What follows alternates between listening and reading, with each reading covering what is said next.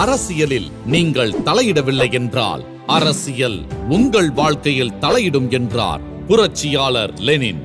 அடுத்த தலைமுறையிடம் அரசியலை சரியான வழியில் கொண்டு சேர்க்கும் நோக்கத்தில் தொடங்கப்பட்ட நிறுவனமே வாய்ஸ் ஆஃப் காமன்ஸ்.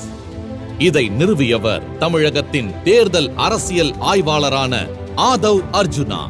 எளிய விவசாய குடும்பத்தில் பிறந்த இவர் 5 வயதிலேயே பெற்றோரை இழந்தார். கூடைப்பந்து விளையாட்டில் இவருக்கு இருந்த ஆர்வம் காரணமாக சென்னையில் உள்ள விளையாட்டு மேம்பாட்டு ஆணைய விடுதியில் உதவித்தொகையுடன் தங்கி படிக்கும் வாய்ப்பு கிடைத்தது.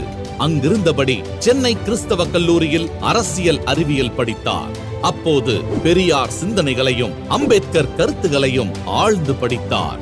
இங்கு எல்லோரும் சமம் என்ற அரசியலே இனி அவசியம் என்ற சிந்தனையை வந்தடைந்தார். பெரியாரின் சமத்துவ கருத்துக்கள் தமிழகத்தில் வேரூன்றுவதற்கு அண்ணாவின் தேர்தல் அரசியல் வெற்றியும் முக்கியமான காரணம். பெரியாரின் கொள்கைகளுக்கு அண்ணா தன் ஆட்சியால் செயல் வடிவம் கொடுத்தார். அதே நேரம் இந்தியாவின் அடையாளமாக அறியப்பட்ட புரட்சியாளர் அம்பேத்கர் மாபெரும் சிந்தனை பொக்கிஷத்தை நமக்காக விட்டுச் சென்றார். ஆனால் அம்பேத்கரின் அரசியல் கருத்துகள் செயல் வடிவம் பெற முடியவில்லை. ஏனெனில் தேர்தல் அரசியலில் அவர் கொள்கைகளை செயல்படுத்தும் ஆட்சிகள் அமையவில்லை. ஒரு அரசியல் கொள்கையானது செயல் வடிவம் பெறுவதற்கு தேர்தல் அரசியலே பிரதானம் என்கிற யதார்த்தம் ஆதவ் அர்ஜுனாவுக்கு புரிந்தது. தேர்தல் அரசியல் குறித்து ஆய்வு செய்யும் பணியை அங்கிருந்தே தொடங்கினார். அதன் தொடர்ச்சியாக 2015ஆம் ஆண்டு திமுகவிற்கு தேர்தல் வியூகங்களை வகுக்கும் குழுவில் பல்வேறு பொறுப்புகளை ஏற்று நடத்தினார். தொடர்ந்து திமுகவின் தேர்தல் வெற்றியை எளிதாக்க 2019ஆம் ஆண்டு ஒன் மைண்ட் இந்தியா என்ற நிறுவனத்தை துவங்கினார். இந்த நிறுவனம் தமிழகத்தின் 234 சட்டமன்ற தொகுதிகளையும் பகுப்பாய்வு செய்து தேர்தல் வியூகத்தை கட்டமைத்தது. திமுகவுக்கான தேர்தல் உத்திகளை நவீனப்படுத்தவும் புதிய உத்திகளை மேற்கொள்ளவும் ஐபாக் நிறுவனத்தின் தலைவராக இருந்த பிரசாந்த் கிஷோரை அழைத்து வந்தவர் ஆதவ் அர்ஜுனா.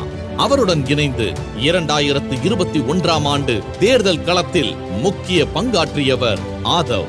சட்டமன்ற தேர்தலில் திமுக வெற்றி பெற்றது. அதன்பின் அடித்தட்டு மக்களுக்கும் அரசியல் அதிகாரத்தை பகிர்ந்து கொடுத்து ஏற்றத்தாழ்வு இல்லாத சமத்துவ சமுதாயத்தை உருவாக்கும் நோக்கத்தில் ஒன் மைண்ட் இந்தியா நிறுவனமானது வாய்ஸ் ஆஃப் காமன்ஸ் என்ற மக்கள் இயக்கமாக உருவெடுத்தது. விடுதலை சிறுத்தைகள் கட்சியுடன் 2022ஆம் ஆண்டு வாய்ஸ் ஆஃப் காமன்ஸ் நிறுவனம் கைகோர்த்தது. கட்சி நிர்வாகத்தில் சீரமைப்பு பணிகளை மேற்கொள்ள துவங்கி டிஜிட்டல் முறையில் தரவுகளை கையாள தனி டேஷ்போர்டு கொண்டு வரப்பட்டது.